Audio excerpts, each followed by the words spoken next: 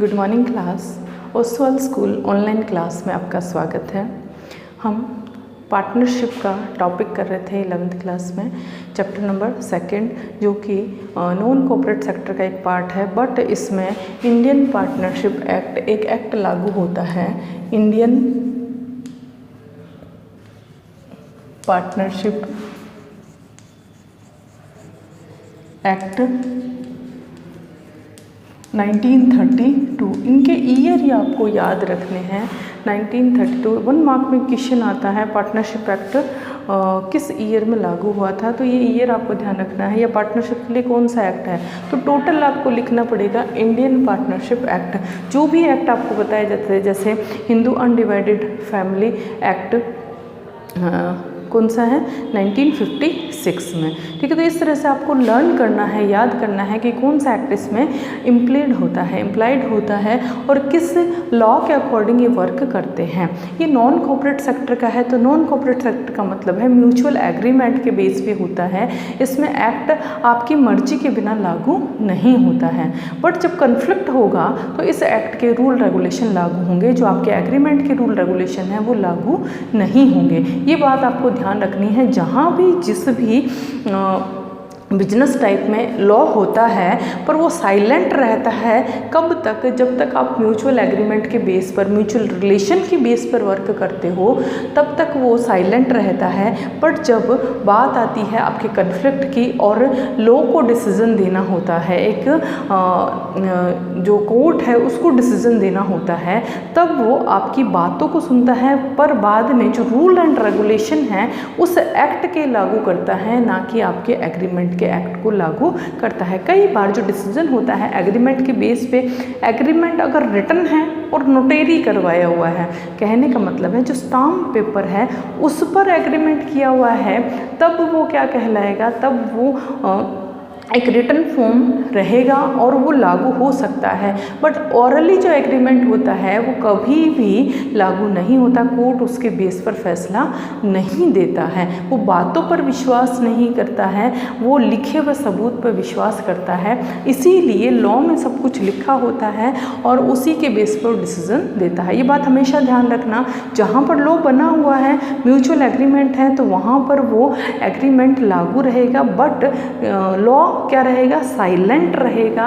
और जब भी कन्फ्लिक्ट होता है, लॉ को डिसीजन देना है, उस समय वो जो एक्ट है वो क्या हो जाएगा, वो अपने रूल रेगुलेशन को फॉलो करवाने में हेल्प करता है। क्लियर? हमने पार्टनरशिप का मीनिंग पढ़ा, फीचर्स पढ़े।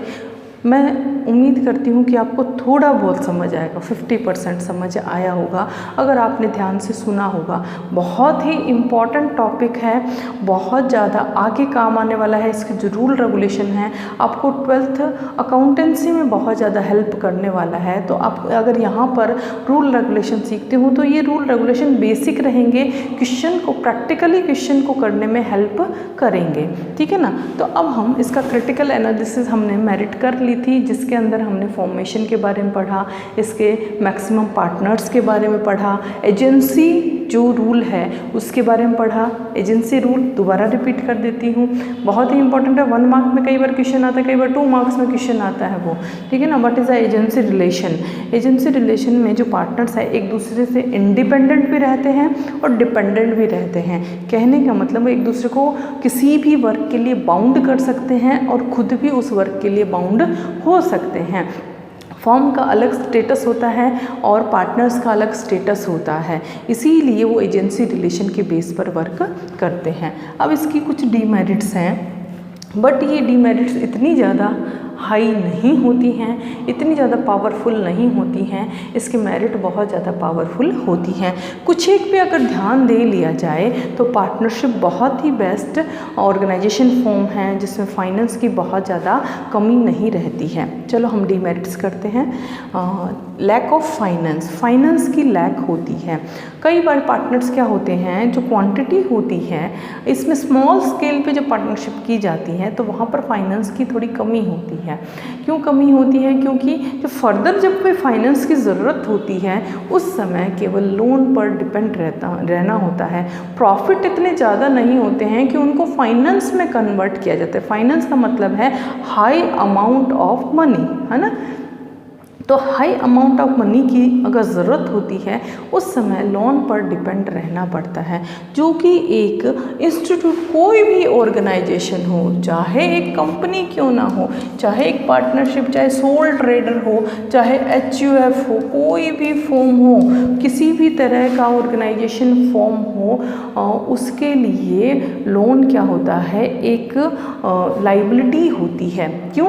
क्योंकि लोन की ये क्वालिटी है कि प्रॉफिट हो या लॉस हो, आपको लोन के इंटरेस्ट और जब टाइम पीरियड कंप्लीट हो जाता है उस लोन को हार्ड एंड फास्ट आपको कंप्लीट देना होता है। अगर आप नहीं देते हो तो लॉ के अकॉर्डिंग आपकी पर्सनल प्रॉपर्टी से वो पेमेंट होता है। आपकी प्रॉपर्टी सील हो सकती है, आपका बिजनेस सील हो सकता है। तो कंडीशन ये आ जाती है कई बार लोन के कारण कि एक ऑर्गेनाइजेशन या फिर जो फॉर्म है उस फॉर्म को पूरी तरह से बंद करना होता है। उस फॉर्म को दिवालिया घोषित करके, वो सुनते हैं ना, दिवालिया हो गए या फिर वो पूरी तरह से बैंकरप्ट हो गया, मतलब पूरी तरह से वो खाली हो गया। तो वो क्या करता है, कंडीशन ऐसी ले आता है एक ऑर्गेनाइजेशन के लिए कि वो पूरी तरह से उसको ख़त्म करने में हेल्प कर देता है। तो इसीलिए लैक ऑफ फाइनेंस बहुत ही मुश्किल होता है। नेक्स्ट है अनलिमिटेड लायबिलिटी। ये तो हम शुरू से पढ़ते आ रहे हैं। किसी भी ऑर्गेनाइजेशन के लिए अनलिमिटेड लायबिलिटी, बैंकरप्ट जिसे बोलते हैं, बैंकरप्ट जिसे बोलते हैं, कहने का मतलब है बैंक में उसके पास कुछ भी नहीं है। ठीक है ना, कि लॉसेस जब भी हुए तो उसका पेमेंट कहाँ से होगा, पर्सनल प्रॉपर्टी से। पर्सनल प्रॉपर्टी कहाँ आएगी, जिसमें हाउस होगा, खुद का पर्सनल बैलेंस होगा, चाहे वो किसी भी रूप में हो सकता है, गोल्ड के रूप में हो सकता है, लैंड के रूप में हो सकता है, सेविंग्स के रूप में हो सकता है, FD के रूप में हो सकता है। तो इस तरह से अनलिमिटेड लायबिलिटी किसी भी ऑर्गेनाइजेशन के लिए क्या होती है, एक लायबिलिटी होती है, एक बर्डन होता है जो कभी भी आ सकता है, क्योंकि रिस्क कभी भी कह के नहीं आता है। जहाँ फाइनेंस होगी वहाँ पर रिस्क रहेगा। नेक्स्ट है म्यूचुअल कन्फ्लिक्ट।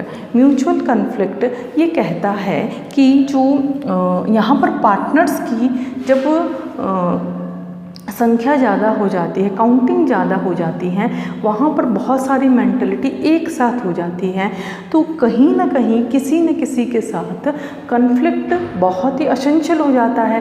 क्यों? क्योंकि ह्यूमन बीइंग की मेंटलिटी एक जैसी नहीं होती है। बहुत बार ऐसी बात होती है कि वो म्यूचुअल कन्फ्लिक्ट होता ही होता है, कई बार छोटा होता है, कई बार अगर वो बड़ा रूप ले लेता है तो वो पूरी तरह से एक ऑर्गेनाइजेशन को ख़त्म कर देता है, बिजनेस को ही ख़त्म कर देता है।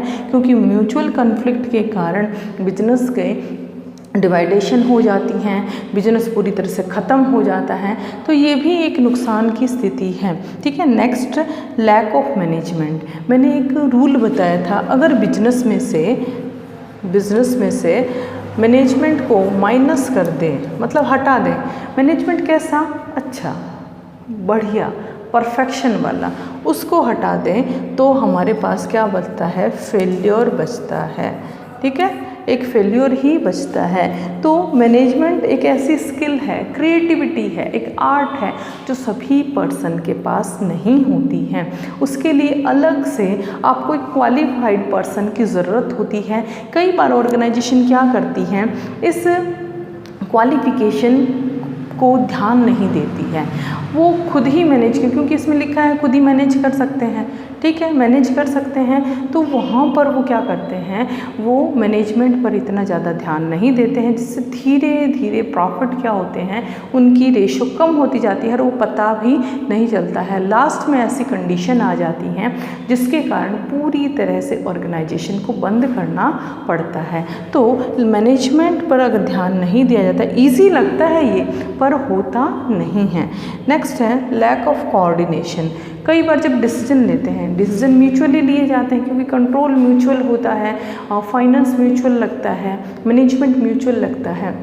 जब डिसीजन लेना होता है और कुछ इम्पॉर्टेंट डिसीजन लेने होते हैं जिसमें टाइम कंजप्शन कम लगना होता है, कुछ अपॉर्चुनिटी आई होती हैं, उनको गेन करना होता है, बट म्यूचुअल कन्फ्लिक्ट होने से और कोऑर्डिनेशन नहीं रहने से, मतलब आपसी एडजस्टमेंट नहीं होने से, वहाँ पर वो कुछ अपॉर्चुनिटी जो कि बेनिफिशियल अपॉर्चुनिटी होती हैं वो हाथ से निकल जाती है, जिसके कारण बहुत बड़ा नुकसान होता है।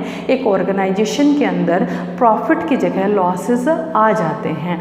तो इस तरह से जो एक पार्टनरशिप है उसकी बहुत सारी कमियां भी हैं, पर इसके बहुत सारे ऐसे बेनिफिट्स हैं। अगर इन कमियों को एक दो को भी कम कर दिया जाए, देखो इसको हम हटा नहीं सकते, कभी भी नहीं हटा सकते। क्यों? क्योंकि ये इसका रूल ही है, ये रिस्क साथ ही रहेगा। फाइनेंस लगाओगे तो रिस्क रहेगा, ठीक है ना। म्यूचुअल कन्फ्लिक्ट को कम कर सकते हैं, जो बिजनेस का डिवाइडेशन नहीं होगा, ठीक है। मैनेजमेंट की प्रॉब्लम को दूर कर सकते हैं, हम क्वालिफाइड पर्सन को एज ए सैलरी बेस पर एक एम्प्लॉय को रख सकते हैं, वो सोल्यूशन हो सकता है उसका। कोऑर्डिनेशन का भी सोल्यूशन हो सकता है, आपसी कन्फ्लिक्ट को हटा सकते हैं, एडजस्टमेंट कर सकते हैं, ठीक है ना। ये मेंटलिटी पे डिपेंड होता है। कुछ ऐसे होते हैं जिसमें जो लाइबिलिटीज़ होती हैं जिनको हम हटा ही नहीं सकते, कोशिश करने पर भी नहीं हटा, पर कुछ ऐसी इसकी डीमेरिट्स हैं जिनको हम कोशिश करने पे हटा सकते हैं, प्रॉब्लम का सोल्यूशन हम कर सकते हैं। तो इस तरह से हमने इसकी क्रिटिकल एनालिसिस कंप्लीट कर लिया जिसमें डीमेरिट पढ़ी। अगर मेरिट ज़्यादा बढ़ जाती हैं तो वो एक बहुत अच्छी ऑर्गेनाइजेशन फॉर्म के रूप में काम आता है। तो आज के लिए इतना ही, थैंक यू।